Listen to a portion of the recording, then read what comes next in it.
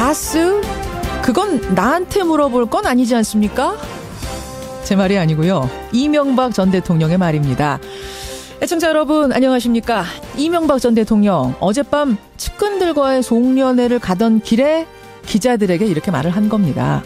한창 논란이 되고 있는 이 다스 실소유주 문제나 댓글 공작 수사에 대한 질문을 하자 불편한 기색을 역력히 보인 건데요.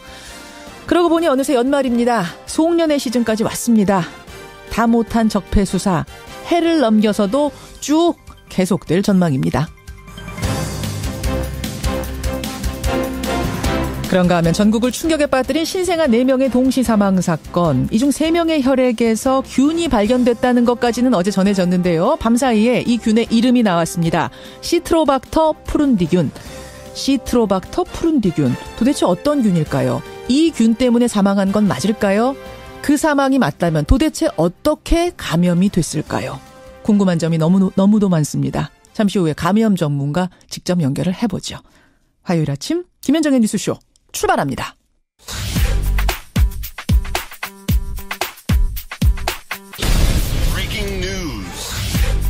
김현정의 뉴스쇼가 주목한 오늘의 포인트 김정훈 기자 나와 있습니다. 어서 오세요, 김 기자. 네. 참 사건 사고가 많은 중에 네. 또 중요한 뉴스가 하나 나왔네요. 안보 관련 뉴스. 그렇습니다. 트럼프 신안보 전략이라는 게 나왔는데요. 북한의 비핵화를 강제할 옵션 얘기도 나온 거예요? 그렇습니다. 미국 정부가 신국가안보 전략 보고서를 내놨습니다. 예. 압도적 힘으로 북한의 침략에 대응할 준비가 돼 있고 한반도 비핵화를 강제할 옵션을 향상시킬 것이다. 이런 내용이 담겼네요. 트럼프 대통령이 오늘 새벽에 미군과 국토안보부 관계자들을 상대로 연설하면서 밝힌 내용입니다. 북핵을 콕 집어서는요. 그것은 처리될 것이다. 또 선택의 여지가 없다. 이렇게 밝혔습니다. 북한 압박 수단이 뭐가 있겠느냐 이런 평가가 있지 않았습니까? 그렇죠. 이에 대해서도 근데 최고의 압박 적자는 가장 강력한 제재를 낳았지만 해야 할 일이 훨씬 더 많다 이렇게 강조를 했네요. 사실은 최근에 북미 간의 대화 가능성이 제기가 됐었어요. 네. 뭔가 대화 분위기가 열릴 수도 있다라는 그런 무드였는데 지금 듣고 보니까 역시 제재와 압박 쪽에 무게를 싣는 것 같네요. 그렇습니다. 그리고 북한에 대한 평가도 덧붙였는데요. 예. 북한은 인간에 대한 존엄이 없는 잔인한 독재에 의해서 지배되고 있다면서 핵으로 무장한 북한은 지구상에서 가장 파괴적인 무기의 확장으로 이어질 수 있다. 이렇게 경고를 했습니다. 신국가 안보 전략 미국이 새벽에 내놓은 보고서 내용 먼저 짚어봤습니다. 다음 포인트 가죠. 네, 일본을 찾는 강경화 장관입니다. 강경화 외교부 장관 오늘 방문한다고요, 일본? 네. 장관으로서 첫 방일입니다. 예. 이로써 미국, 러시아, 중국 등 4강 방문 외교 일정이 모두 마무리가 됩니다. 고노다로 외무상과 회담 후에 아베 신조 일본 총리도 예방할 계획이고요. 아무래도 북한의 핵 미사일에 대한 공조 문제가 심각하게 다뤄질 것으로 보이죠.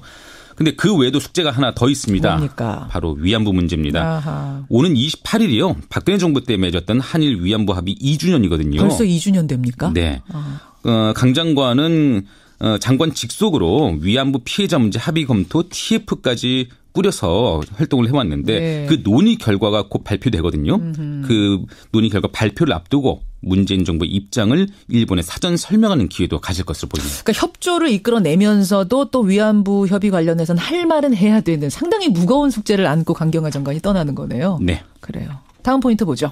네, 떠나버린 별 샤이니의 종현입니다. 그러게 어젯밤 이게 충격적으로 전해졌어요. 아이돌 그룹 샤이니 이제 한류 스타기도 한데 거기에 메인 보컬을 맡았던 가수 종현이 숨진 채로 발견이 됐습니다. 네, 어제 오후에 서울 강남의 한 레지던스에서 의식을 잃은 채 발견돼서 병원으로 옮겨졌는데 결국 숨졌습니다. 예. 앞서 종현은 친누나한테 이제까지 힘들었다 이런 내용의 메시지를 보냈다고 하네요. 예. 누나의 신고를 받은 경찰이 수색 끝에 종현을 발견한 것입니다.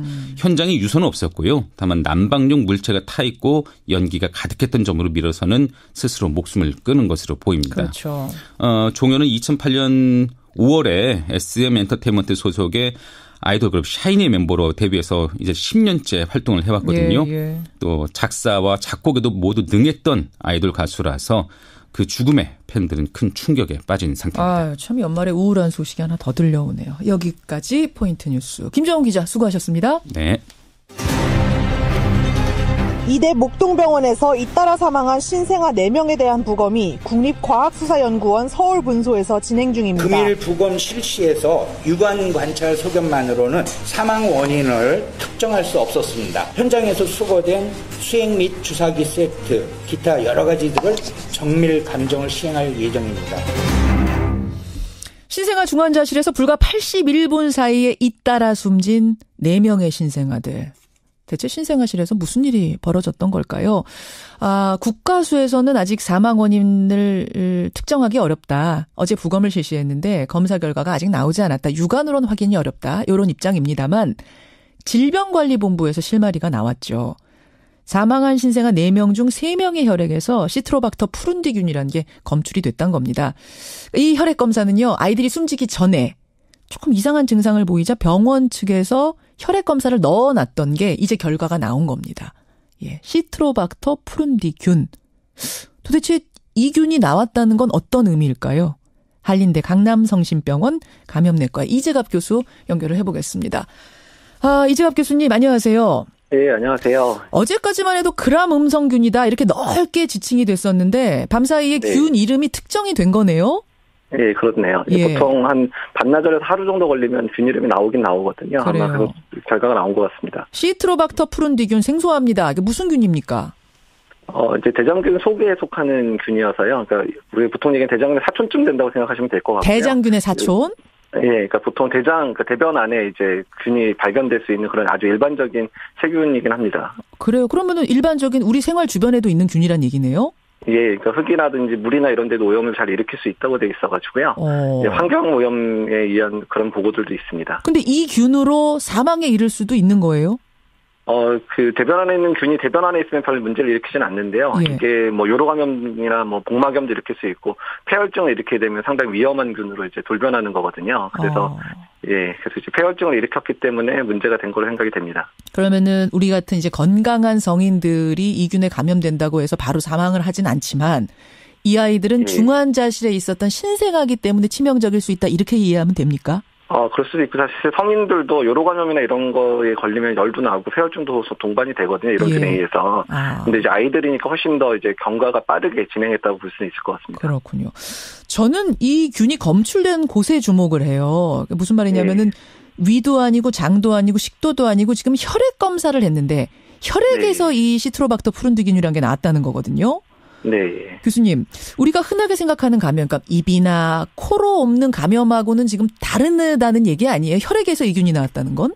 그러니까 혈액에서 나왔다는 얘기는 일단 이제 폐혈증이 이제 되었다는 얘기고요. 폐혈증이라는 얘기고요. 예. 그래서 이제 폐혈증이 보통 오는 코스들은 대부분 이제 국소 감염이 심해져서 그게 혈액까지 균이 침범하면 오는 그런 과정을 밟을 수는 있는데 그렇게 되면 아이들마다 상태가 다르기 때문에 이제 나빠지는 시기가 상당히 이제 시간을 두고 시차를 발생하고 나빠지는데 아이들 같은 경우에 4명이 거의 동시에 나빠졌잖아요. 그렇죠. 그러니까 이렇다는 얘기는 거의 동시에 이제 세균이 아주 침습적인 형태로 이제 폐혈증을 일으켰다라는 것들을 반증하는 결과거든요. 그래서 어떻든 공통되어 있는 어떤 것들에 의해서 아주 이제 바로 혈액 내로 바로 균이 침범했을 가능성이 높다라고 얘기할 수 있습니다. 이런 경우에는. 바로 그 부분입니다. 그러니까 우리가 일반적인 감염, 입이나 코 뭐 이런 걸 통해서 균이 감염됐을 경우에는 물론 폐혈증을 일으켜서 혈액으로 그 균이 갈 수는 있지만 그 경우에는 아이들마다 사람마다 다 다르게 증상이 나타나고 사망에 이르더라도 다 차이가 있어야 되는데 이 아이들은 지금 동시다발적으로 사망에 이르렀다. 공통점은 혈액에 그 균이 있었다. 그러면은 결국은 이게 수액 같은 걸 통해서 혈액으로 바로 그 균이 침투한 것은 아니냐라는 의심을 해볼 수 있는 거 아닌가요? 예, 맞습니다. 그래서 사실 그 신생아 중환자실 안에서 이런 수액 관련해서 폐혈증이 발생해서 사망 사례가 발생한 사례들이 사실 국내외로 보고가 꽤 돼 있습니다. 그래서 한 논문 보더라도 10번 정도의 그런 사례들이 전 세계적으로 보고된 것들이 보고가 되고 있는데요. 그래서 그 균이 오염되어 있는 경로를 파악하는 게 앞으로는 상당히 중요할 것 같습니다. 각각의 신생아가 우연히 서로 다른 경로로 감염이 됐는데 어떻게 하다 우연히 동시다발적으로 81분 안에 사망했을 가능성, 이럴 가능성은 아주 이례적이에요. 아주 희박해요. 예. 감염병에 의해서 발생하는 경우에는 그렇게 발생하는 경우 사실 거의 많다고 볼 수는 없고요. 게다가 이 아이들이 그 신생아 중환자실 안에 같은 섹터 안에 있었거든요. 같은 공간 안에 있었던 아이들이었기 때문에 그래서 더 이제 어떤 공통 감염원에 의해서 노출됐을 가능성이 더 시사하는 바가 큰 겁니다. 예. 아니 공통 감염원에 의해서 노출이 됐다는 말이 무슨 말씀이세요? 그러니까 수액이 오염돼 있었거나, 그러니까 지금 이제 외국 사례들 보더라도 수액이 오염돼서 폐혈증 일으키는 경우에 수액 자체가 오염돼 있는 경우들도 있고요. 수액을 조제해서 투여하는 과정 중에 이제 오염돼서 발생하는 경우들도 있고, 심지어는 이제 제약회사에서 그 수액을 만드는 과정 중에서 오염돼가지고 문제됐던 적들도 있었거든요. 그래서 어떻든 간에 그 수액을 공급하는 과정 중에 어떤 일부분이 이제 문제가 돼서 수액이 오염되고, 그래서 그 오염된 수액을 투여받아서 아이들이 본격적으로 폐혈증 발생할 가능성이 높다는 얘기를 드린 겁니다. 수액 자체가 제조 과정에서 오염이 됐든 아니면은 투여 과정에서 오염이 됐든 오염이 된 채 아이들에게 동시다발적으로 맞춰졌을 것이다. 이러다 보니까 사망까지도 동시다발적으로 일어났을 것이다라는 가능성을 보시는 거예요. 결국은 수액 오염 사고 의심하시는 거네요. 예, 그렇습니다. 예. 왜냐면 이런 비슷한 사례가 사실 많이 보고가 되고 있었기 때문에요. 예. 근데 어떻게 중환자실이잖아요. 여기가 지금 신생아 중환자실. 중환자실에서 쓰는 수액이 어떻게 세균에 오염이 될 수가 있습니까? 그러니까 사실 이제 저희들이 중환자실에서 제일 걱정하는 감염 중에 하나가 카테터 관련 감염들입니다. 그래서 왜냐하면 중환자실 환자들이 상태가 많이 나쁘잖아요. 그러니까 중심정맥관으로 바로바로 약이 들어가야 될 상황들이 되니까 그 혈관 안에 아주 이제 그 관을 하나 집어넣는 상태로 지내게 되거든요. 그래서 그런 것 때문에 산발적으로 이런 그 혈류 감염들은 많이 발생을 하고 있어요. 그러니까 왜냐하면 이제 어차피 그 중환자 치료를 위해서 불가피하게 카테터를 넣고 그런 카테터의 조작 과정 중에서 균이 밀려 들어가는 경우들이 불가피하게 발생하는 경우도 있게 되다 보니까. 카테터가 뭐예요? 카테터가 혈관 안에다가 이제 수액이나 이런 것도 공급하기 위해서 관을 하나 넣어놓거든요. 꽂아 놓는 거. 갖는 거. 카테터인데 특히 신생아들은 그 팔이나 다리에 있는 혈관들이 별로 발달을 안 해 있기 때문에 이제 심장 근처에 가는 그런 혈관들을 잡아놓고 치료를 하거든요. 항상 꽂아놓죠, 그 아이들한테는. 그러니까 성인에서도 이제 중환자실로 들어가면 대부분 그런 카테터를 꽂고 있어요. 근데 이제 그런 카테터가 혈관 안에 아예 들어가 있는 상태고 거기로 수액이 공급이 되다 보니까 그런 수액을 투여하는 과정 중에서 균이 들어가서 폐혈증 일으키는 경우들이 꽤 보고가 돼요. 아니 그건 압니다. 그럴 수는 있는데 저는 제 말은 거기는 아주 무균실처럼 운영돼야 되는 그런 곳은 아닌 거예요, 중환자실. 근데 중환자실 자체가 상태가 나쁜 아이들이 모여 있는 데가 되기 때문에 그런 균들이나 이런 것들이 그 일반 병동이나 외부 지역사회 이런 데서 나오는 균보다는 내성균들도 많이 있고 균에 노출될 게 훨씬 더 많다고 볼 수 있어요. 중환자실이 아무리 관리를 잘한다 그러더라도. 오히려 취약한 곳이 중환자실일 수 있다는 얘기군요. 맞습니다. 내성균도 많은 곳이고 지금 발견된 것도 내성균이란 얘기죠. 상생 내성균으로 확인이 된 것 같습니다. 그렇군요. 지금 점점 말씀을 들으면 들을수록 이거는 수액사고였구나라는 심증이 굳어지는데 수액 오염에 의한 감염사고. 그렇다면 다른 아이들이 걱정입니다. 그쪽에 같이 있던 아이들 한 12명이 더 있었던 거죠? 네, 12명 있었는데 그중에 이렇게 그 수액 치료, 그러니까 그 정맥 영양 치료를 했던 아이들이 5명이었던 거로 얘기를 하고 있고요. 그중에 4명이 사망을 했거든요. 그래서 역학적인 연관 관계로 보더라도 이제 수액사고 가능성이 상당히 높고요. 그중에 한 명은 얘기 듣기로는 상태가 괜찮은 거로 얘기를 듣고 있습니다. 그러니까 이렇게 아까 카티터라고 하셨죠. 카티터를 꽂고 바로 수액을 맞던 아이들은 5명인데 5명 중에 지금 4명이 사망하고 1명이 지금 그렇군요. 그러면은 나머지 아이들 그 수액 카티터를 꽂고 있지 않던 아이들은 이런 균에 감염됐을 가능성은 없다고 보시는 거예요? 가능성은 좀 떨어질 수 있을 것 같고요. 그리고 이제 1명 있었던 친구 아이 같은 경우에는 일단 이제 검사를 한 거로 알고 있고요. 지금 결과를 기다리고 있는 걸 알고 있습니다. 그렇군요. 참 걱정입니다. 이낙연 국무총리가 전국 신생아 중환자실에 대해서 전수조사하라 지시했습니다. 어떤 부분에 중점을 둬야 될까요? 일단은 정맥 영양 수액을 만드는 공간이 있습니다. 그래서 그걸 조제하는 시설이 있는데 그게 이제 멸균 형태로 돼 있고 다 장갑도 끼고 보호구를 하고 되게 있거든요. 그래서 그 조제하는 시설에 이상이 없는지 여부 체크를 반드시 해야 되고요. 그다음에 이제 수액이 이제 병동에 그러니까 중환자실에 올라오면 중환자실에 이제 수액을 만드는 이제 조제에서 이제 약을 만드는 공간, 그러니까 투여할 수 있게 해서 아이한테 이제 가져갈 수 있는 공간들이 있습니다. 예. 또 수액을 준비하는 이제 그 장소에 특별히 오염이나 이럴 만한 문제가 없는지 이런 부분들도 좀 살펴봐야 될 것 같고요. 근데 교수님 지금 말씀 듣고 보니까요. 여기는 아주 철저하게 한다고 해도 중환자실이라는 곳은 내성균이 있기 좋은 곳인데 지금 들리는 증언에 의하면 기저귀 만진 손으로 뭐 이렇게 만지는 것, 주사기를 만지는 것도 봤다. 이런 증언들이 나와요. 이거는 말도 안 되는 얘기인 거죠? 그래서 이제 그 의료기관에서의 손 씻기를 상당히 강조하는 이유들의 하나는 그런 경로를 통해서도 대변 안에 있는 균들이 카테터나 이런 데 묻을 수도 있고, 오염도 시킬 수도 있기 때문에 손 씻기에서 강조를 하는 거긴 하거든요. 그렇죠. 그게 만약 정말 그 증언한 분의 말처럼 이루어지지 않았다면, 이건 참 사실은 믿기도 좀 어렵습니다만, 그게 사실이라면 이거는 있을 수도 없는 치명적인 이야기네요. 근데 사실 뭐 이런 사고들이 여러 국가에, 사실 선진국인 국가에서도 발생은 하거든요. 그래서 이런 부분들이 관리하기가 정말 철저히 관리하려고도 병원들이 다 노력은 하고 있거든요. 그럼에도 불구하고 이런 상황이 발생할 수 있어서 그 부분들의 맛을 긴장하면서 환자들을 보고 열심히 노력을 하는데 이런 상황이 발생해서 사실 상당히 안타까운 마음이 있습니다. 그래요. 그 강남 성심병원에도 지금 5명 아이들 가 있잖아요. 여기서 나간 아이들. 저희가 병원이 가깝다 보니까 저희 병원으로 좀 많이 전원이 됐더라고요. 그 아이들 괜찮습니까? 제가 뭐 환자를 직접 보는 의사가 아니어서 제가 뭐 구체적으로 말씀드리기는 어렵지만 어제까지 얘기 듣기로는 아이들 상태는 많이 안정적으로 잘 유지되고 있다. 다행스럽다. 이런 얘기를 중환자 실장한테 얘기는 들었습니다. 여기까지 말씀 듣겠습니다. 이재갑 교수님 고맙습니다.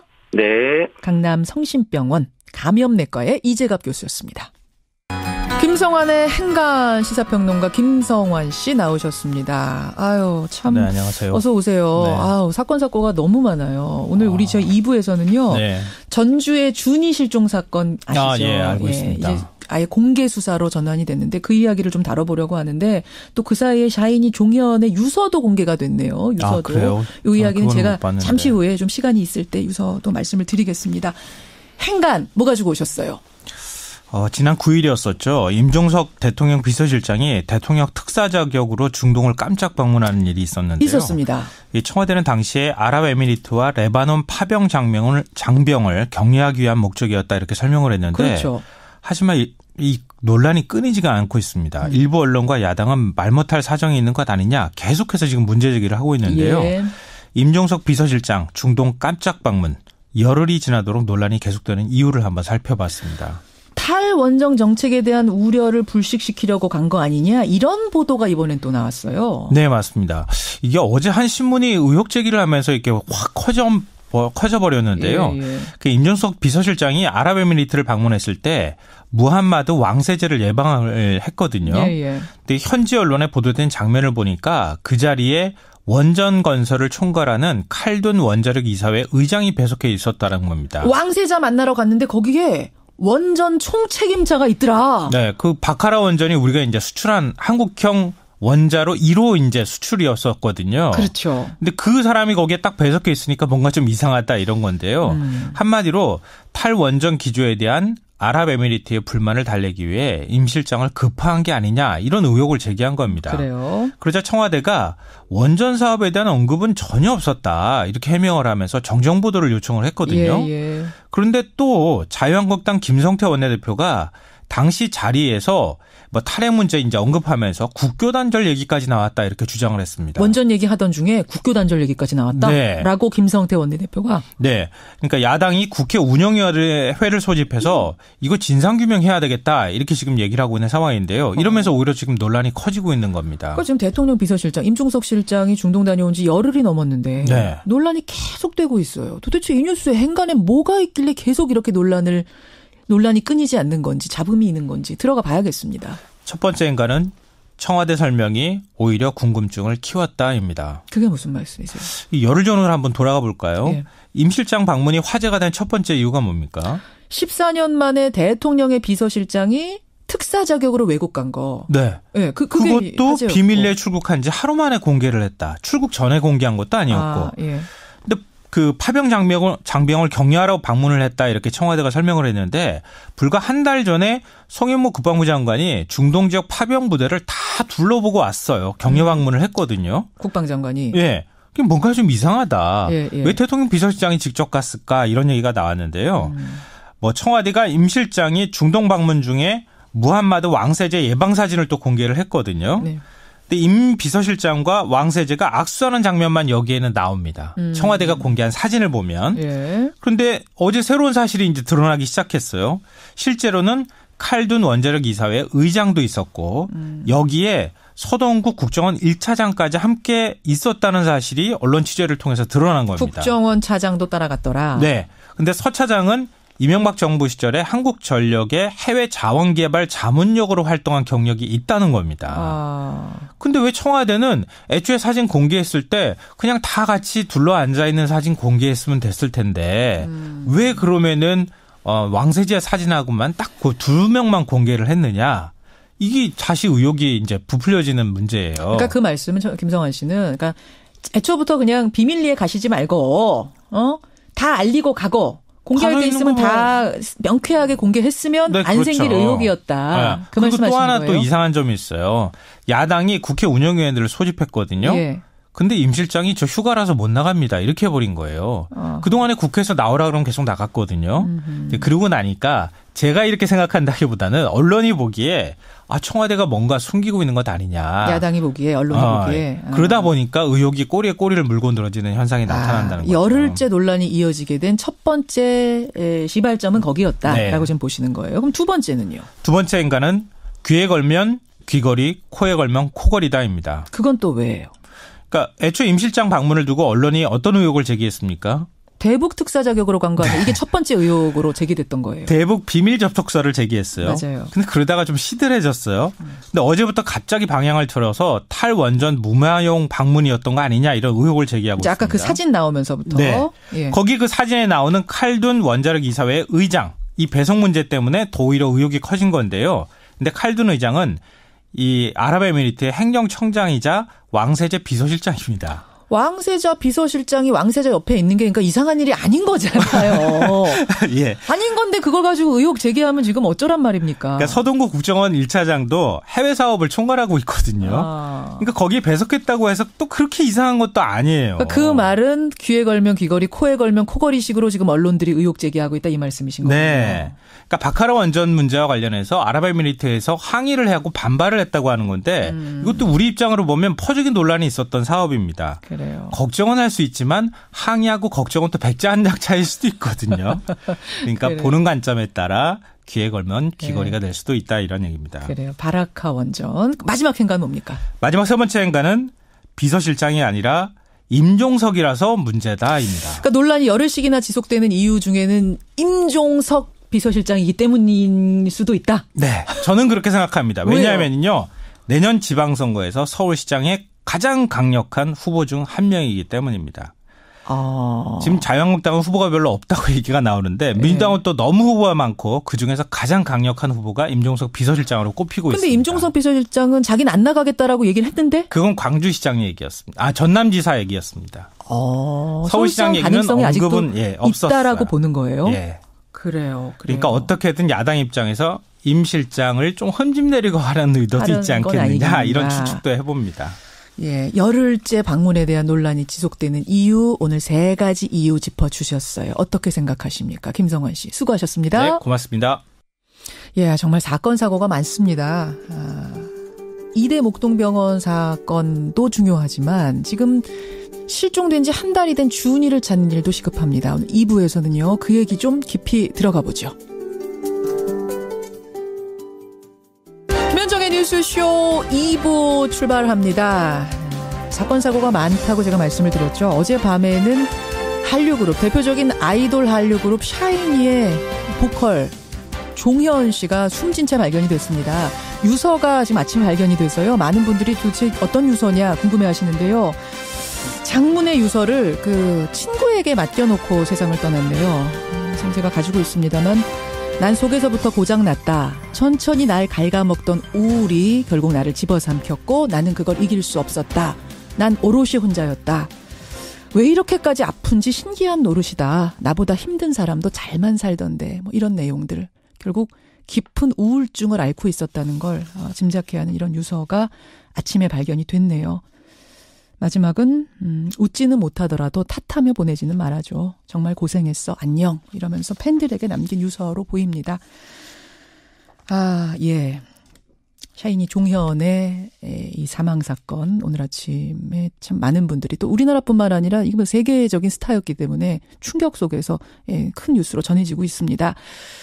이 사건도 사건이지만 이 전주에서 실종된 5살 어린이 고준희 양을 찾는데도 집중을 해야 될 것 같습니다. 벌써 한 달이 지났습니다. 결국 경찰은 공개 수사에 나섰는데요. 어제는 얼음을 깨고 저수지까지 뒤져도 흔적조차 나오지 않고 있습니다. 이런 와중에 저희 CBS 취재진이 준희 양의 가족을 어렵게 접촉을 했습니다.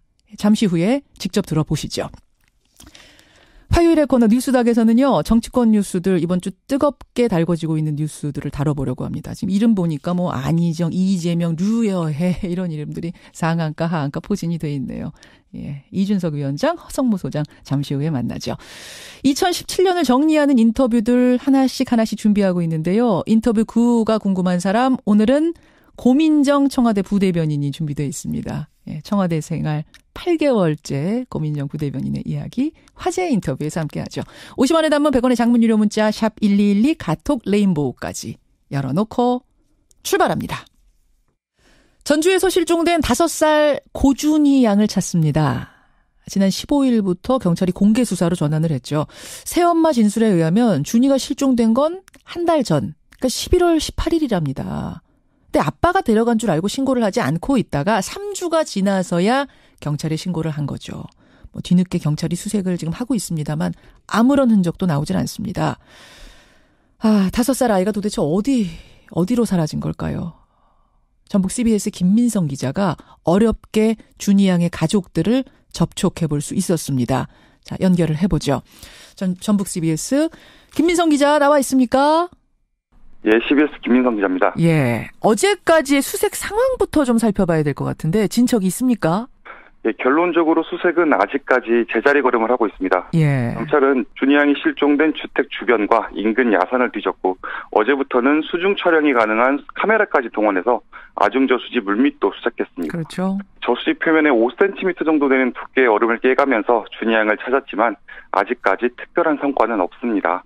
특히 가장 중요한 단서가 될 것으로 예상되는 이 일대 주택가 CCTV나 차량 블랙박스까지 확보해서 살펴보고는 있는데 준희 양의 모습을 전혀 볼 수 없는 상황입니다. 행방이 한마디로 묘연하다는 거예요. 저수지 얼음까지 깨면서 수색을 했는데도 못 찾고 CCTV에도 아무 흔적이 남아있지 않다. 게다가 실종된 건 11월 18일이라고 지금 새엄마가 얘기를 하고 있는데 신고를 한 건 20일이나 지나서 신고를 했단 말입니다. 여러 정황들을 종합해 볼 때 일반적인 실종 사건 느낌은 아니죠. 예, 앵커 말씀처럼 이렇게까지 흔적조차 찾아볼 수 없는 게 수상하다. 뭐 이런 이야기 나오면서 강력범죄 아니냐 이런 지적들도 있는데요. 경찰에서는 가능성이 아주 없는 것은 아니지만 그렇다고 누군가에게 혐의가 있다고 보기도 어렵다. 이런 입장입니다. 한마디로 정리하면 모든 가능성을 배제하지 않고 다각도에서 접근하고 있다. 뭐 이 정도가 되겠습니다. 모든 가능성을 열어놓고 있다. 그런데 보니까 지금 우리가 새엄마라고 지칭하고 있는 인물도 법적으로는 아직 엄마는 아니더라고요. 예, 맞습니다. 현재 준희 양의 어머니로 보도되는 사람은 실제 어머니나 양어머니도 아니고 엄밀히 말하면 친부의 동거인 내지는 애인 정도로 표현할 수 있겠습니다. 그러니까 준희 친아빠의 동거인. 예. 가정 형편이 좋지 않은 친모가 우여곡절 끝에 준희도 아버지 쪽으로 보내게 된 겁니다. 그래요. 그런 상황에서 이제 새엄마랑 지내고 있었는데 근데도 지금 새엄마가 준희가 지금 나가서 아빠가 데려간 줄 알았다라고 말하는 건 또 뭐예요? 둘이 같이 사는 게 아닙니까? 예, 지금 친부와 그리고 계모라고 표현을 했습니다. 계모도 지금 동거를 하지 않고 있습니다. 또 두 사람도 별거 중인 거예요? 그렇습니다. 자, 이런 복잡한 상황이 깔려 있는 거군요. 이 상황에서 김민성 기자가 준희의 친조부모, 그러니까 친외할머니, 친외할아버지를 어렵게 접촉을 했다고요? 예, 맞습니다. 준희의 친외할머니 그리고 친외할아버지는 가장 먼저 아이가 발달장애를 앓는다고 알려져는 있지만 실제로는 매우 똑똑한 아이였다. 아버지의 핸드폰 번호까지 외울 정도였다. 이렇게 말씀하셨는데요. 관련 인터뷰 내용 먼저 들어보시죠. 얼마나 똑똑하고 애교도 부리고 내가 직장 갔다 피곤하고 오면은 애교도 부리고 그렇게 잘해요. 그가 어려도 뭐 갖고 라고 뭐 심부름도 잘하고 어디다 내놔도 부족한 점이 없어요. 처음에 경찰한테 얘기할 때 자폐증이 있다고 그렇게 없어요. 자폐는. 전북대학교 가서 진단서 띈 거 확인해 물어보시면 알 거예요. 말도 잘해요. 걔가요. 아주 영리해요. 그래갖고 오빠 전화번호 또록또록 걷어가고. 지금 이제 새엄마가 경찰에게 준 정보에 의하면은 발달 장애도 있고 뭐 자폐도 있다. 이런 얘기가 있었는데 좀 다른 얘기를 친조부모들은 하시네요. 예, 확인을 좀 해봤습니까? 예, 준이가 실종 몇 개월 전까지 다녔던 보육시설들을 다니면서 취재를 해봤는데 예. 준이는 생각보다 의사소통에도 큰 문제가 없을 정도였다고 합니다. 몸 상태를 묻는 질문에도 곧잘 대답을 했다고 하고요. 준이가 올해 만 5살, 그러니까 우리 나이로 6살인데 이 시기부터는 문을 열고 나간다거나 하는 일도 없었고 여느 어린아이들과 비슷하다는 증언도 있었습니다. 예. 경찰도 이런 부분은 파악은 하고 있었는데요. 예, 경찰 관계자 이야기도 들어보시죠. 그러죠. 좀 부족하다 보니까 이제 그런 것이 아닌가 이렇게 의심이 된다고 이제 이런 얘기가 이제 오갈 수는 있지만은 의사소통이 되고 한글을 다 이렇게 이해를 한다거나 영어를 이해를 한다거나.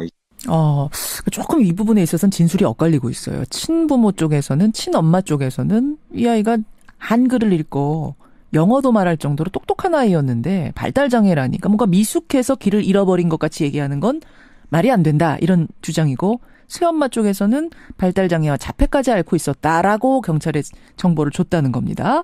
그렇습니까? 결국 준이 양이 발달장애를 앓고 있기 때문에 혼자 집을 함부로 나갔다가 길을 잃었다거나 하는 단순한 실종사고로 단정지을 수만은 없다. 뭐 이런 상황이라는 겁니다. 그렇죠. 어쨌든 준이 양이 마지막 그 실종되던 순간까지 함께 있었던 거는 새 외할머니 김모 씨다. 이렇게 지금 알려지고 있는데 그 새 외할머니가 거짓말 탐지기 조사를 거부하고 있다면서요.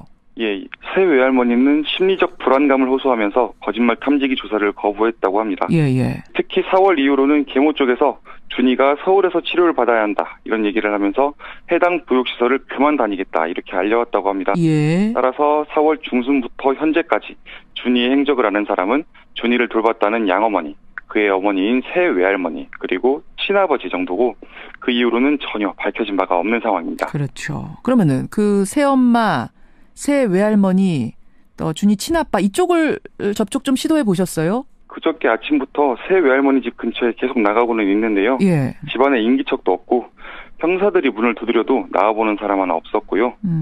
전력 소모량도 다른 집과 달리 거의 없다시피 했습니다. 참 굉장히 복잡합니다. 여러분 들으시면서도 상황이 상당히 복잡한 상태에서 실종 신고마저 너무 늦게 되다 보니까 도대체 이 아이는 어디 있는 건가 여러 가지 좀 안 좋은 생각까지 하게 되는 이게 지금 사실입니다. 경찰도 모든 가능성을 열어놓고 수사를 하고 있고요. 하루빨리 준이를 찾아야 될 텐데 참 답답한 상황이네요. 예, 저희와 통화를 나눈 준이의 친외할머니, 친외할아버지도 답답한 마음을 호소하면서 국민들에게 더 많은 관심을 가져달라 이런 호소를 해왔는데요. 그 목소리도 직접 한번 들어보세요. 예. 지금 뭐라고 말할 수 없고 이제 그렇게 해갖고 이제 잘 되기만 기다려야지. 아이 뭐 말도 못해. 말로 어떻게 다 안 돼. 나는 텔레비전만 나오는 일이기래. 우리 준이 어디가 있는가 꼭 좀 찾아주세요. 보면 연락 주시고 좀 찾아주세요. 예, 할머니의 그 절절한 목소리가 참 마음을 울리네요. 그래서 빨리 준이를 좀 찾아야 될 텐데. 김민성 기자. 네. 꼼꼼한 취재해 주시고요. 새로운 사실이 드러나는 대로 연락 주십시오. 네. 예, 전북 CBS 김민성 기자를 먼저 만나봤습니다. 이번 실종 사건 어떻게 풀어야 될까요? 이분은 어떻게 보고 계실까요? 경기대 범죄심리학과 이수정 교수 연결이 돼 있습니다. 이 교수님 나와 계십니까? 네, 안녕하십니까? 예. 들으셨겠지만 이번 실종 사건 상황이 상당히 복잡하네요. 예, 가족 관계가 좀 복잡합니다. 예. 그렇죠. 이렇게까지 흔적도 찾기가 어려운 게 이게 좀 이상하지 않습니까? 일반적인 이제 그 학대 치사 사건들에서 보통 발굴을 하는 경우들이 많이 있는데요. 시신이라도. 예. 그런데 지금 계모의 진술은 일단 본인은 책임이 없다. 그런 이제 이야기고 어쨌든 아이를 제대로 관리하지 않았던 거는 틀림이 없는 것 같은데. 그렇죠. 지금 그렇다고 해가지고 이 계모가 의붓 외할머니하고 폭행을 아주 심하게 했었다면 또 이웃들이 그와 같은 진술을 누군가는 보고 얘기를 할 텐데 지금 그런 진술도 지금 나온다고 보기가 어려워서 사실은 지금 조금 뭐 여러 가지 가능성을 열어둬야 되지 않나 하는 그런 생각은 듭니다. 전문가도 헷갈리는 상황인 거군요, 지금. 네, 뭐 아이를 관리를 안 해서 자발적인 어떤 뭐 사건 사고로 연관이 된 것인지 아니면은 정말 이 계모에 의해 가지고 어떤 불행한 사태가 초래된 것인지는 조금 더 예후를 봐야지 될 것 같다 이런 생각이 듭니다. 그러면 지금까지 드러난 상황만으로는 전문가는 어느 부분에 주목하세요?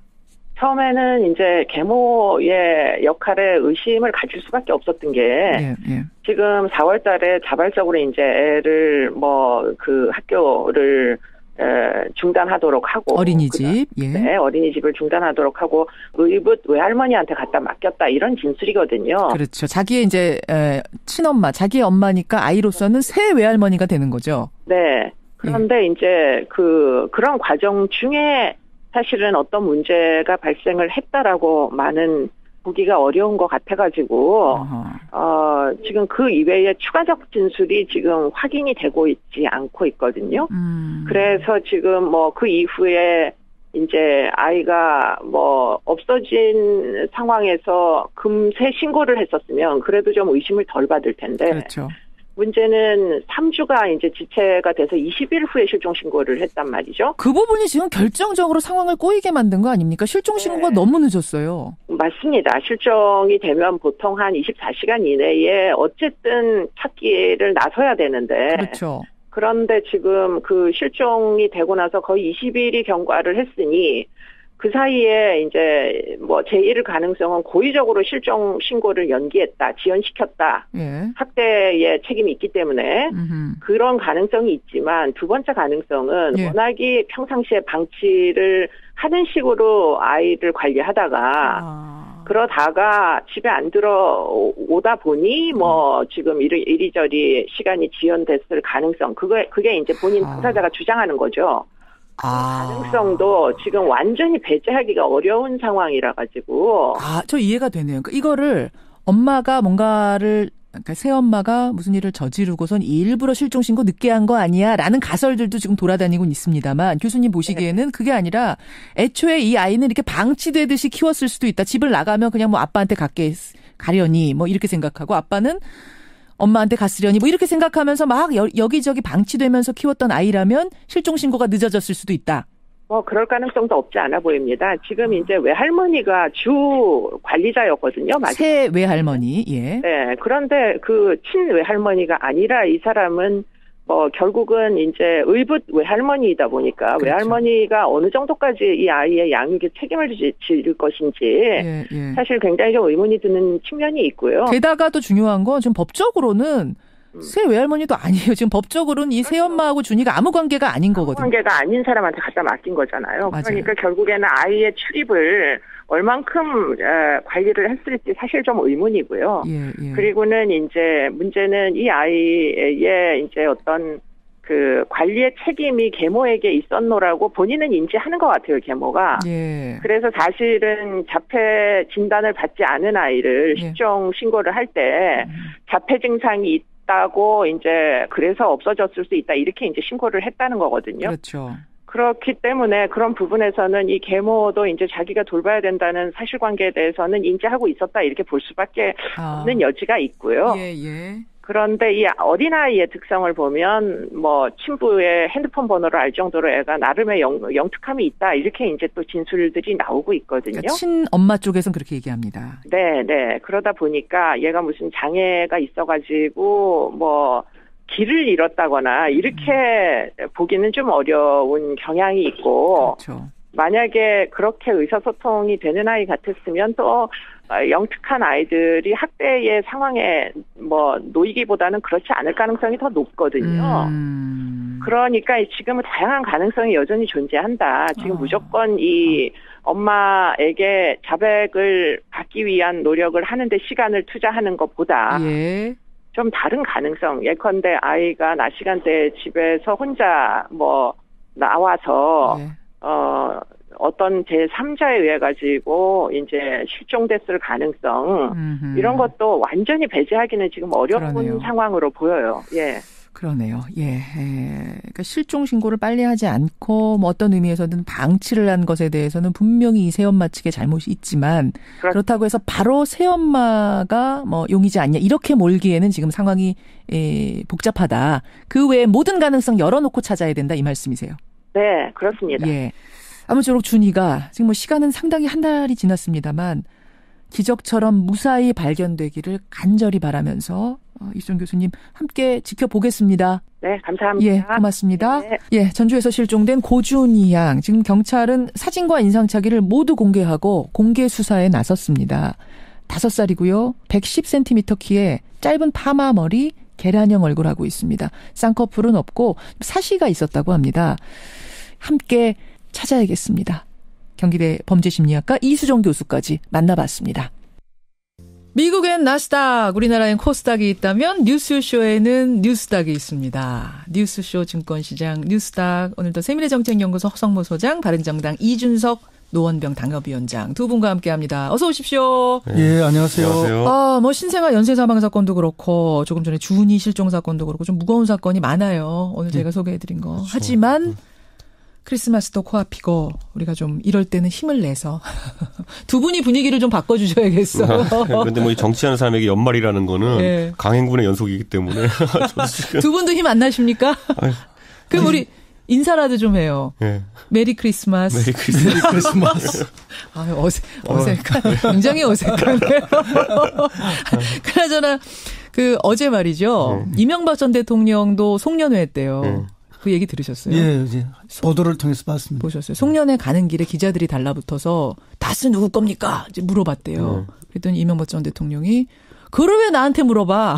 그럼 누구한테 물어봅니까? 아니면 아니라면 되는 거지. 누구한테 물어봅니까? 그걸? 아니면 아니라면 되는 거지. 그러니까. 그러네요, 진짜 듣고 보니. 예. 오늘 아침에 좀 큰 화제가 되고 있는 이명박 전 대통령. 오늘 상한가 하한가에 MB 얘기는 없어요?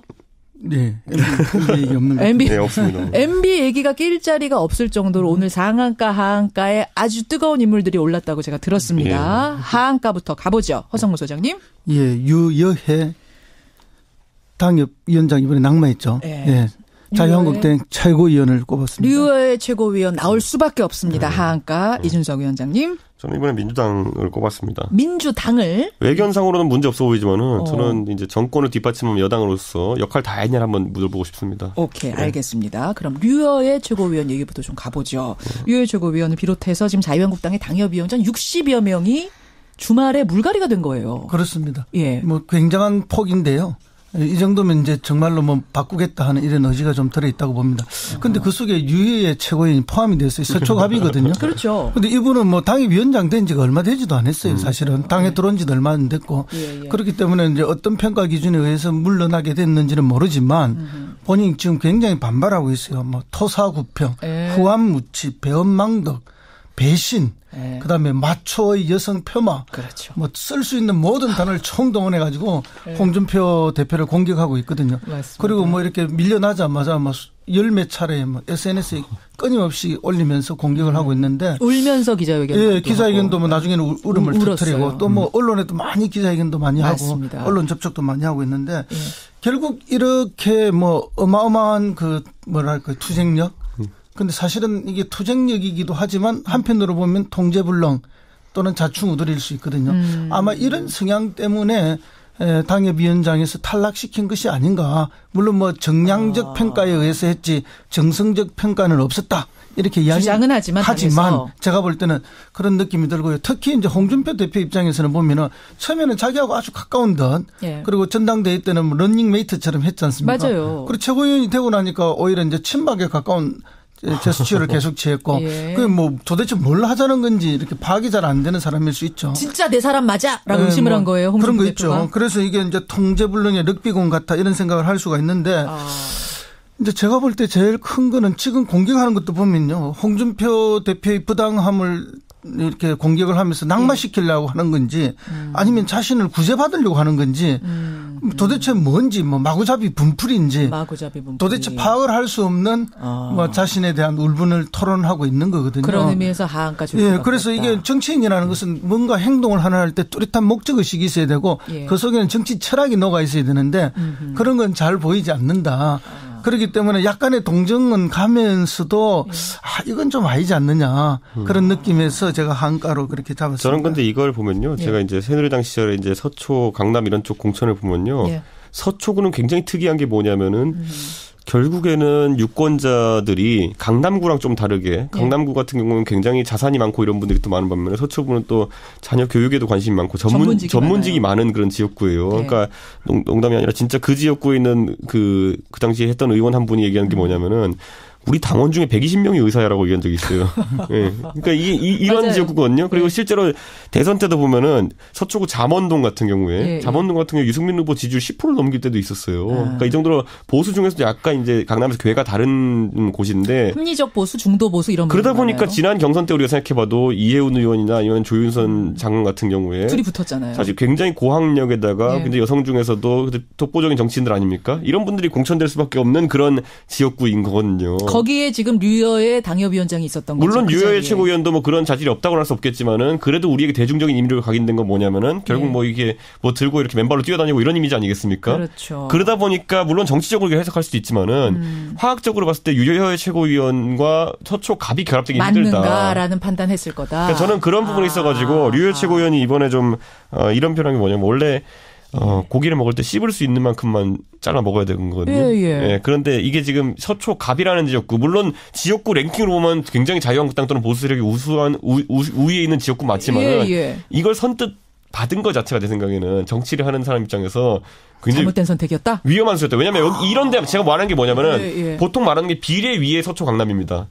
비례보다 더 이제 되기 쉬운 거. 되기 쉽고 이제 소위 말하는 당의 정신을 가장 잘 대변하는 후보를 내는 곳이 보통 서초 강남이거든요. 그런데 이 상황 속에서 류여의 최고위원이 그냥 이혜훈 의원이 탈당하면서 빈 자리를 내가 먹겠다라는 심지로 이제 들어갔으면은 굉장히 이건 좀 위험한 수였다 애초에 그렇게 얘기를 좀 하고 싶습니다. 좀 보면 이게 만약에 류여의 최고위원이요 지금 뭐 다른 어떤 한 뭐 중간 정도 된 지역구에 있었으면요 이번에 굳이 뭐 다른 대타를 찾지 못하더라도 교체 안 됐을 거다. 교체 안 했을 가능성이 높다. 서초 갑이었기 때문에 그 선택부터 받아들인 것부터 잘못이었다. 네, 너무 디테일하게 분석을 해주셨는데 정말 그 당 사정을 아는 사람만 할 수 있는 분석이었어요. 근데 일각에서는 어떤 얘기도 있냐면 바른정당하고 합당할 걸 생각해서 이혜훈 의원 자리가 원래 거기잖아요. 서초가. 서초갑이죠. 그래서 그 자리 비워두려고 류여의 최고위원 속된 말로 자른 거 아니야? 이런 얘기 나와요. 그런 분석도 가능합니다. 왜냐하면 그것뿐만 아니라 평택갑의 유이동 의원 거기도 이번에 밀어내버렸죠. 그다음에 이제 인천의 이학재 의원 자리도 밀어내버렸거든요. 맞아요. 그러니까 이렇게 눈에 보이는 몇 군데를 보면은 바른정당에 지금 아직 남아있는 분들을 받아들이기 위해서 미리 자리를 비워주는 듯한 그런 느낌이 있습니다. 그렇죠. 그래서 그런 비판도 있을 수 있는데 제가 볼 때 제일 큰 거는 오히려 뭐 여자 홍준표라는 그런 별칭을 받고 있지 않습니까? 본인은 싫어하더라고요. 네, 본인도 싫어하지만 홍준표 대표는 더 싫어했을 겁니다. 정말. 피차 싫어하는 그 별명. 여자 홍준표. 뭐 그게 굉장히 큰 이유가 되지 않았을까. 특히 이제 뭐 포항 지진 발언이라든지 이런 것들은 치명타가 됐을 거라고 봅니다. 포항 지진은 뭐 문재인 정부에게 주는 경고다 이런 발언들 민심 자극했죠. 이게 우리 지켜봐야 되는 게 뭐냐면요. 이게 그 최고위원회의라는 거는 일주일에 2번씩 열려야 되거든요, 원래. 그런데 이게 이번에 당장 한 번 안 열었잖아요. 원내대책회의로 대체하기로 했잖아요. 류여의 최고위원이 반발이 우려돼가지고 이제 그런 건데 이게 이제 자유한국당에서는 골치 아픈 게 뭐냐면은 류여의 최고위원이 그래도 2년 임기를 보장받은 최고위원입니다. 그렇죠. 그렇다면 이제 1년 반 정도 이제 임기가 남았는데 회의 계속 안 할 수는 없어요. 1년 반 동안 이제 회의할 때마다 옆에서 이제 소위 말하는 그 3등 최고위원이기 때문에 두 번째 자리에 앉거든요. 옆에 보면은. 맞아요. 그러면 이제 계속 씹어댑니다. 솔직히 말하면. 그러니까 이게 예전에도 얼마나 웃겼냐면 이제 안상수 대표가 이제 됐을 때 그때 2등 최고위원이 누구냐면 이제 홍준표 지금 대표거든요. 그렇죠. 그러면 그때 회의하면은 옆에서 계속 뭐라 그러는 거 이제 보면은 속된 말로 좀 깐족깐족 태클 거는 거. 옆에서 그러니까 앉아가지고 이제 대표가 뭐라 발언하면은 그다음에 그걸 받아가지고 이제 뭐라고 이런 경우 굉장히 많았어요. 그다음에 홍준표 대표가 지난번에 대표할 때 뭐냐면 그다음에 2등 최고위 누구냐면 유승민 의원이었어요. 홍준표 대표 뭐라고 하면 옆에서 이제 계속 뭐라 그랬어요.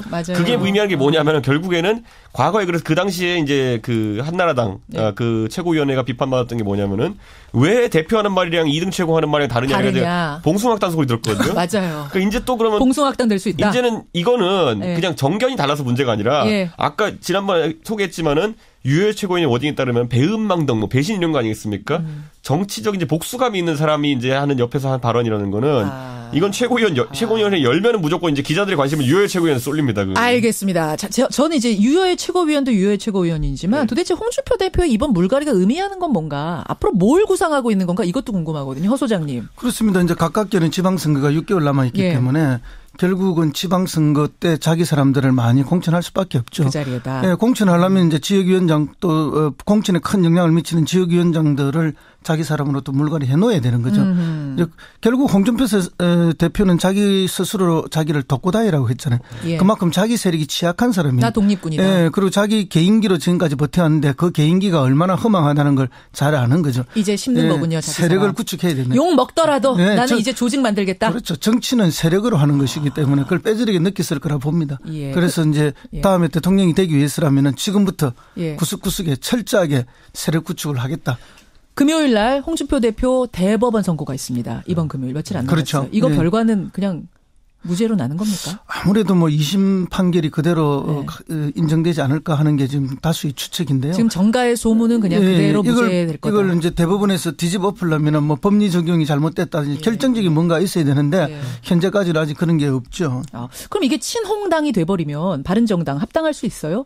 뭐 합당이라는 거는 뭐 친홍이냐 문제보다도 자유한국당이 뭐 쇄신 작업을 하느냐 이런 문제인데 사실 당협위원장 교체법이 이번에 생각보다 크긴 했지만은 예. 뒤집어 말하면 이제 보통 이제 인적 쇄신이라는 거는 누굴 자르냐의 문제 이전에 누굴 다시 그걸 채우느냐의 문제거든요. 그렇죠. 그 자른 자리는 무엇으로 채우느냐의 문제인데 그걸 한번 지켜봐야 되지 않을까 싶습니다. 보면. 가능성이 좀 있다고 보시는 거예요? 저는 이번에 이제 김성태 원내대표 당선이나 이런 거를 봐가지고 뭐 가능성이 0이었던 상태, 한 몇 주 전까지 0이었던 상태에서 뭐 한 5, 6은 되지 않나 이런 싶습니다. 보면은. 그런데 이제 뭐 제가 봤을 때는 김성태 원내대표도 그렇고 이제 친홍 체제라기보다는 잘 생각해봐야 될 게 뭐냐면은 김성태 원내대표가 과연 친홍 인물인가, 친 김무성 인물인가 봤을 때 김무성 대표 쪽에 더 가까운 인물이기 때문에 이 체제가 또 어떻게 될지도 봐야 될 것 같습니다. 알겠습니다. 그런데요, 제가 지난주에 김성태가 된다고 이야기를 했지 않습니까? 하셨어요. 그럼 왠가하면 당이 아무리 망가져도 최소한 우리가 살기 위해서는 어떤 방식으로 가야 된다는 게 이게 본능적으로 가지고 있거든요. 그렇기 때문에 이제 홍준표 대표 체제가 조금 탄력을 받을 거라 봅니다. 알겠습니다. 자, 자유한국당 상황 이 정도까지 하고. 이준석 위원장 골라온 하한가 민주당 어제 저희 지지율 발표했습니다만 50%대 넘고 이 정도면은 지금 다른 당보다 훨씬 잘 나가는 거 아니에요? 왜 하한가예요? 나올 수 있겠지만 저는 이제 제가 이제 새누리당 때 이제 집권 여당의 역할에 대해 가지고 항상 보면은 결국에는 어떤 사고가 터졌을 때 오히려 솔선수범해가지고 좀 그걸 대통령께서 못하신 역할을 해줘야 된다라고 생각했는데 이번에 보면은 중국에 국빈 방문했는데 제가 봤을 때 실질적인 성과는 그렇게 되게 적어요. 역시 방중 때문에. 그러니까 방중의 목표로 제시했던 어떤 북핵 위기 해결이나 이런 거에서 가지고는 뭐 선언적인 어떤 합의 이외에는 그러니까 자원측이 합의한 거 이외에는 제 생각엔 큰 성과가 없기 때문에 이 상황 속에서 결국엔 불거졌던 게 홀대 논란 아니겠습니까? 근데 홀대 논란이라는 거는 이거는 대통령이 책임지면 큰일 난 일입니다. 대통령께서 잘못했다고 하는 순간 큰일 나는 거기 때문에 청와대 입장에서 부인하는 게 맞고 다만 이제 여기서 이제 여권에서 할 수 있는 게 뭐냐면은 외교 안보 라인에 뭐가 문제가 있다 정도는 지적을 해줘야 되는 거거든요. 그러니까 뭐 외교 쪽에서 예를 들어 강경화 장관이 이번 한 역할이라든지 아니면 뭐 전체적으로 지적할 수 있어야 되는데 그 부분을 지적하지 않고 넘어가고 이번에 전체적으로 여권과 청와대에 세운 전략이 뭐냐면은 홀대가 아니다라고 이제 밀어붙이기로 했어요. 그러니까 홀대다라는 지적인데 홀대가 아니다라고 이제 해명하는 전략으로 나가는데 이것보다는 이번에 좀 명시적으로 좀 문제가 된 부분들이 있어가지고는 오히려 여당이 앞장서가지고 뭐 장관 경질해라부터 시작해 좀 말을 하는 게 좋았을 텐데 저는 이번에 그렇게 나갔어야 된다. 그러니까 이게 왜냐하면 새누리당이 2014년 정도에 이제 했던 일들이 뭐냐면 결국 뭘 하더라도 이제 대통령 앞에서 줄을 섰거든요 보면은. 근데 저는 이번에 여당이 좀 역할할 수 있는 기회가 있었는데 좀 못했다는 생각이 들어요. 그럼 이야기가 자연히 이제 방중 홀대론으로 넘어왔는데요, 허 소장님. 그 지나친 홀대론은 조금 과장됐다 저는 그렇게 봅니다. 제가 느끼는 홀대의 하나는 이제 우리 기자들이 폭행을 당한 게 있죠. 그때는 뭐 제가 직접 폭행 당한 것만큼 불쾌하고 또 중국이 뭐 G2의 하나다 하지만 그래도 중국의 아직 빈문명성의 민낯을 보여주는 그런 후진적인 언론과 있기 때문에 우리가 중국을 탓할 일이지 우리 청와대나 뭐 우리 외교부를 크게 탓할 일은 아니다. 다만 이제 방중 일자와 관련해서 하루쯤 더 늦추어서 갔더라면 어떤가 하는 저는 그런 아주 테크니컬한 문제에 있어서 외교부 실무자의 지적은 할 제기할 수 있다고 봅니다. 예. 왜냐하면 난징 대학살 80주년인데 그날 하루 피해서 그 다음날 갈 수는 없었는지 하는 그런 정도의 의문은 제기할 수 있지만 예. 이걸 뭐 무조건 홀대다 이거는 지나친 거고요. 왜냐하면 이제 후반부에 가서는 중국이 굉장히 이제 태도를 바꾸지 않습니까? 그렇죠. 초반부에 중국 언론들도 조금 뭐 소극적이었지만 중후반부에서는 중국 언론들이 더 적극적으로 우리 대통령의 방문을 이제 해주지 않습니까? 그건 우리 국민 여론을 좀 의식한 거예요. 우리 국민 의식도 뭐 좀 했겠지만 또 국내에 아주 강한 비판도 있었기 때문에 또 세계적인 비판도 있지 않습니까? 그렇죠. 뭐 그런 여론을 의식 안 할 수는 없죠. 그리고 실제로는 박근혜 정부에서 완전히 망친한 대중외교 아닙니까? 사드 때문에. 그렇죠. 그러니까 그거 설거지한 거 아니에요? 설거지가 빛나는 거 봤습니까? 네. 설거지할 때 얼마나 불편한 자세로 또 얼마나 뭐 불편한 복장으로 설거지하는 건데 이번 외교도 저는 마찬가지라 봅니다. 그런 의미에서 보면 문재인 대통령이 정말 차분하고 또 겸손한 자세였지만 어쨌든 뭐 최소한의 실리는 끌어내어 온 거죠. 그런 면에서 보면은 이걸 무조건 비판할 것은 아니다. 비판할 건 비판하더라도 성과에 대해서는 인정할 건 인정해야지. 설거지를 잘하고 온 부분에 대해서는 인정을 해주면서 뭐 기자 얘기, 실제로 우리 언론은 태도를 보세요. 미국 처음 방문할 때 어땠습니까? 문재인 대통령에게 아예 서서 가지 못하게 했잖아요. 무릎 꿇고 가라라는 식으로 요구했던 게 우리 언론들의 태도였죠. 그럼 이번 중국 외교에서는 왜 그럼 이걸 이런 식으로 오히려 비판만을 위한 비판의 태도를 보이느냐. 오히려 이런 태도를 보인 문재인 대통령을 칭찬해 줘야지. 그렇지 않습니까? 알겠습니다. 오히려 언론이 매우 이중적 태도를 보이고 있다. 대중외교와 대미외교에 저는 그 점을 지적하고 저는 이번에 대중외교에 있어가지고 혹시라도 아까 허 소장이 얘기하신 그런 예를 들어 좀 낮춘 자세로 해가지고 얻은 이득이 있었다면은 그저께인가요? 청와대에서 B컷 사진이라고 공개한 사진 있잖아요. 시진핑이 두 손 모고 있는 사진 이런 것들. 이게 외교적 결례입니다. 제가 봤을 때는. 그걸 이제 상대 국가 원수가 우리 쪽에서 이제 홀대 논란이 있다 보니까 아니라는 걸 보여주기 위해서 국내용으로 이제 사실 B컷 사진이라는 걸 유포한 거 아니겠습니까? 그런데 이걸 보면서 시진핑 만약 이걸 알게 됐다면은 혹시라도 아까 허 소장님 말한 것처럼 저 자세로 나가서 얻을 수 있었던 것이 있다면은 전 그걸 믿고 싶습니다. 그랬다면은 이번에 그것만으로도 제 생각에는 외교 성과를 좀 날려버렸다는 생각이 들기 때문에 청와대가 굉장히 여론에 민감한 건 제가 칭찬할 만하지만은 그 때문에 외교에서 좀 곤란을 겪게 될 거라는 것도 B컷 사진 공개 걱정된다. 그런데 매사에 지나치게 이렇게 뭐 시진핑이 그것까지 뭐 고민하면서까지 뭐 분노하고 기뻐하고 할 그럴 이유가 분명히 보고받았을 겁니다. 보고야 받지만 아니 뭐 시진핑은 국내 언론 플레이 안 합니까? 초기에 그렇게 우리에게 밋밋하게 우리를 대접했던 것 자체가 자기 언론 국내 플레이. 자기 플레이죠. 국내 거기도. 플레이. 그리고 결국은 우리가 뭐 속담에 이런 말이 아니습니까? 고래 싸움에 새우등 터진다고. 지금 대미 외교와 대중 외교의 입장이 다를 수밖에 없는 두 강대국의 뭐 어쨌든 그런 이해관계 속에 우리가 아주 어려운 위치에 처해 있는 거죠. 알겠습니다. 오늘 자유한국당 얘기도 좀 컸고요. 이 방중 얘기 나오면 또 두 분의 의견이 엇갈릴 수밖에 없었기 때문에 하한가 얘기하다가 시간이 훌쩍 갔습니다. 상한가는요. 일단 이름과 이유만 간단하게 대주세요. 허성무 소장님. 예, 저는 안희정 충남지사를 상한가로 꼽았는데요. 왜 상한가입니까? 왜냐하면 이분이 지금 대선 플랜을 가동하고 있다고 생각하는데요. 뭐 불출마 선언했습니다. 3선은 안 하겠다. 그리고 뭐 보궐선거도 안 나가겠다. 그럼 뭘 하겠다는 거냐. 과거에 당의 최고위원에 나와서 최고위원을 한 적이 이미 있습니다. 그럼 자기는 의원이 아니지만 당대표로 갈 수 있다는 자신감을 가지고 있다고 보고 박원순 시장은 지금 서울시장 3선의 도전을 강력하게 하잖아요. 박원순 시장이 추구하는 대선 플랜하고 안희정 지사가 추구하는 대선 플랜이 지금 극명하게 다릅니다. 그런데 이 극명하게 다른 거에 대해서 국민들이 지금 크게 느끼지 못하고 있는데 시간이 갈수록 이 차이에 대한 올 것이다. 그래서 자기 대선 플랜에 대한 분명한 자신감을 갖고 분명하게 던졌다 이렇게 봅니다. 저는 봤을 때 안희정 지사께서 이제 이번 선택한 게 나중에 예를 들어 문재인 정부 위기에 처하면은 본인이 구원투수 나갈 수 있는 자리를 만들었다 봅니다. 예를 들어 대표적 총리 같은 것들 이제 안희정 지사가 만약 불출마하게 된다 그러면은 가장 유력하게 검토될 수 있는 분입니다. 이제 그렇게 보세요. 이준석 위원장은 오늘 상한가 누구? 저는 비슷한 면에서 이재명 성남시장을 꼽았습니다. 이재명 시장은 왜요? 이번에 민주당 공천을 보면은 결국에는 뭐 여론조사 50, 권리당원 투표 50으로 되지 않았습니까? 맞아요. 이럴 경우에 대중적 인지도가 있고 그리고 또 상당히 정책적인 면에서 우위가 있는 그 이재명 시장이 유리해질 것이다. 경기도지사 선거에서. 그렇기 때문에 이재명 시장이 경기도지사 넘어선 차기 대권을 위해서 파란 청신호가 켜졌다는 저는 생각하게 됩니다. 그래요. 이 두 분의 이야기도 좀 넉넉히 들어보고 싶은데 오늘 유여의 최고위원한테 밀렸습니다. 자, 상한가 하한가 보드에 이 네 인물을 올리면서 오늘 인사 나누고요. 다음 주는 크리스마스예요. 월요일이. 그래서 우리 뉴스닥은 특집 때문에 하루 쉬고 그 다음에 만나도. 크리스마스라도 청취자들께 정치를 놓아드려야 되는 그런 거죠. 그래서 우리 인사도 메리 크리스마스로 할게요. 예. 메리 크리스마스. 메리 크리스마스. 어색한 인사와 함께 인사 나눕니다. 어성부소장 이준석 위원장이었습니다. 예, 준이 실종 사건 들으시고 오진성님 또 불쌍한 아이가 이렇게 됐네요. 아이들은 행복하게 커야 하는데 하고 문자 주셨고 가족들에 대한 의구심을 많이 보내주셨어요. 8202님도 그렇고 452 전동성님의 많은 분들이 가족관계가 너무 복잡하고 이해 안 가는 신고였다. 너무 늦은 신고 이런 부분을 지적하시면서 범죄 쪽에도 염두를 두고 좀 무게를 두고 수사해야 되는 것 아니냐. 아무쪼록 무사히 기적처럼 준이가 나타났으면 좋겠다라는 소망들을 담아주셨습니다. 그런가 하면은 한 분이 지적해 주셨는데 근데 뉴스닥은 월요일이 아니라 화요일 아닌가요? 제가 요일 착각을 했네요. 예.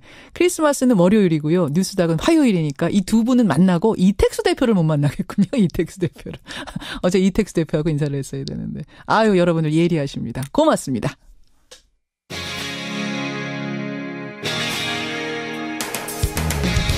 여러분께서는 지금 CBS 라디오 김현정의 뉴스쇼를 함께하고 계십니다. 저희 뉴스쇼에서는 2017년을 정리하면서 인터뷰 그 후가 궁금한 인물들 한 분씩 만나고 있습니다. 오늘은요. 지난 5월 11일 그러니까 문재인 대통령 당선 바로 다음 날 저희가 연결했던 바로 그 인물입니다. 여러분 기억하세요? KBS 아나운서에서 청와대 부대변인으로 변신을 해서 화제가 됐던 그래서 저희가 당선 바로 다음 날 바로 연결했던 그 인물 고민정 청와대 부대변인. 그동안 청와대 생활은 어땠는지 할만한지 8개월 만에 다시 한번 만나보겠습니다. 고민정 청와대 부대변인 연결이 돼 있네요. 고민정 부대변인 안녕하세요. 예, 반갑습니다. 와, 벌써 8개월 지났어요. 그러네요. 근데 벌써 8개월 같기도 하고 이제 8개월밖에 안 됐나 싶기도 하고 그래요. 몇 년은 간 것 같습니다. 몇 년 간 것 같습니까? 네. 왜 그렇게 어려우세요? 정신없이 하루에도 여러 개의 일정들을 계속 소화하다 보니까 일정을 하루하루 끝날 때마다 한 달이 지나는 것 같아. 이런 얘기 참 많이 합니다. 그때 그러셨어요. 가슴 뛰는 곳에서 살고 싶어서 나는 대선 캠프에 합류했다. 이런 말 하셨잖아요. 예, 그랬었죠. 지금도 그러면 가슴이 계속 뛰고 계십니까? 그렇습니다. 계속 뛰고 있습니다. 그래요? 아니, 그렇게 하루를 한 달같이 살다 보면 가슴도 이제는 좀 멈출만도 하는데 여전히 뛰어요? 그때 제가 이제 그런 이야기를 했었던 거는 아나운서라는 직업에 대한 그런 것이라기보다는 세상에 부족한 부분들에 대한 불만 이런 것들이었던 것 같아요. 근데 지금은 세상이 이미 바뀌었기 때문에 꼭 청와대에서 생활하지 않았어도 아마도 계속 가슴은 무척 뛰는 상황에서 어떤 일이든 해내고 있었지 않았을까. 그런 의미에서. 네네. 과거의 어떤 적폐들을 청산하는 모습들 하나하나 보면서 가슴은 매일 뛴다. 예, 가슴은 매일 뛴다. 굉장히 낭만적인데요. 근데 청와대 생활 막상 들어가 보니까 밖에서 보는 거하고는 좀 다르죠? 많이 다르네요. 많이 다르죠. 이렇게 일이 많고 이렇게 바쁘고 그런 줄 몰랐습니다. 아니 사실은 이제 청와대라고 하면 밖에서 보기에는 뭔가 좀 이렇게 성 같은 느낌. 뭔가 굉장히 비밀스럽고 약간은 좀 럭셔리한 공간에서 우아하게 살 것 같은데. 저도 그런 줄 알았거든요. 아니에요? 네. 들어와 보니까 매일 아침 6시부터 일이 시작이 되고요.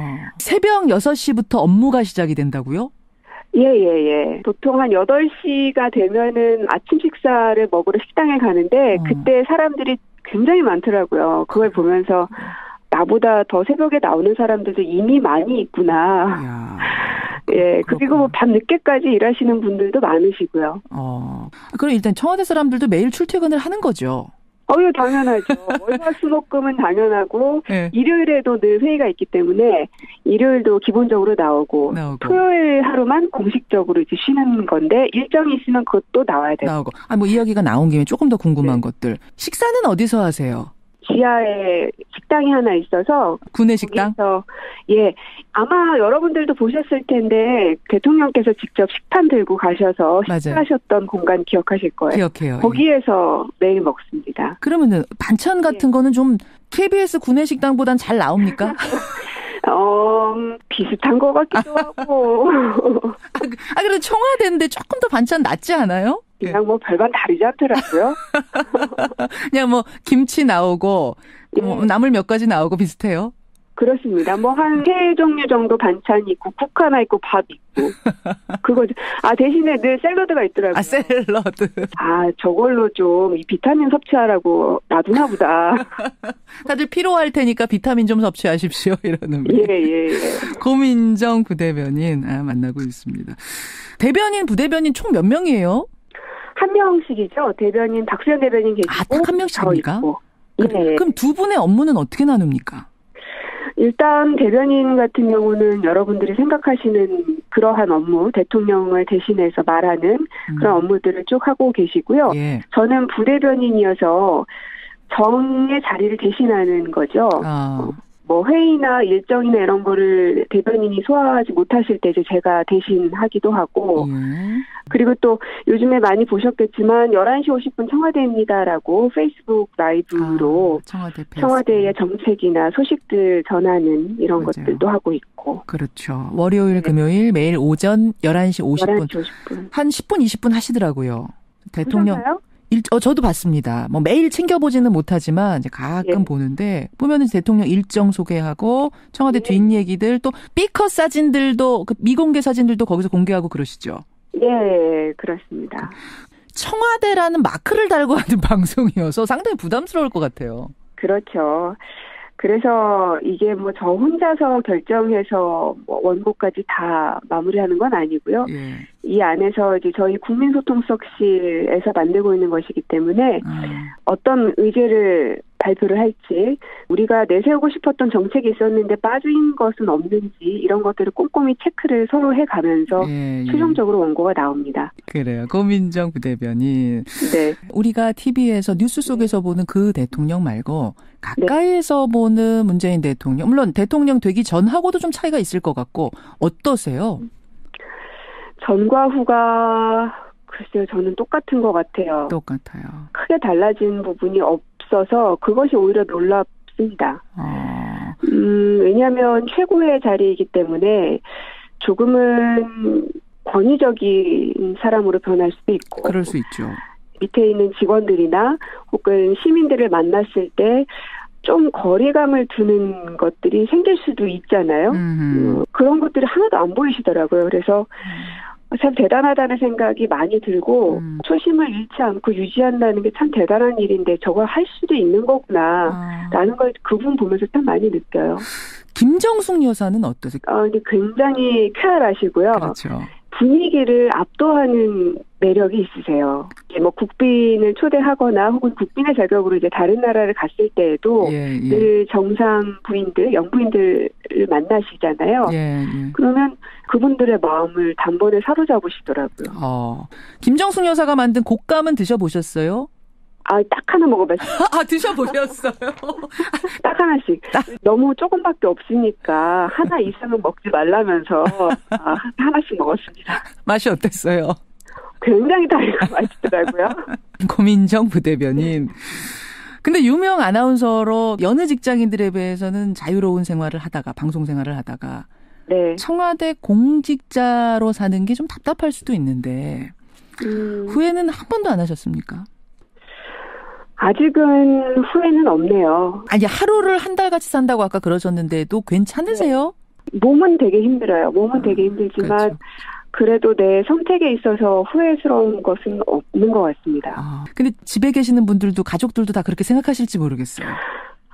제가 사실 가족 얘기만 나오면 너무 미안하고 가슴 아프고 많이들 묻는 게 2018년에 가장 꿈꾸는 것은 무엇이냐 뭐 이런 질문들을 하시는데 가장 하고 싶은 것은 우리 아이들 7살, 4살이에요. 아이들 어린이집 등원 제가 시켜주고 싶고 같이 손잡고 아침에 나가서 그 동네 빵집 가서 빵 먹고 싶고 진짜 제일 하고 싶습니다. 그래요. 열심히 살아주시면 대신 다른 많은 엄마들이 그 소소한 행복을 대신 누릴 수 있을 것 같습니다. 아유, 감사합니다. 그렇게만 된다면. 예, 박수 뜨겁게 보내겠습니다. 새해에는 하루 연차 휴가라도 내서 꼭 아이들하고 빵집 가세요. 그래야 되겠네요. 안 된다면 제가 청와대 민원 넣겠습니다. 믿고 있겠습니다. 고맙습니다. 네, 고맙습니다. 예, 인터뷰 그 후가 궁금한 사람, 오늘은 청와대 부대변인 고민정 부대변인 만났습니다. 온도가 어제보다 3도 낮습니다. 체감온도가 아직도 영하 9도인 아침, 건강 조심하시고요. 또 미끄러운 길도 조심하십시오. 저는 내일 아침 7시 반에 돌아옵니다. 고맙습니다.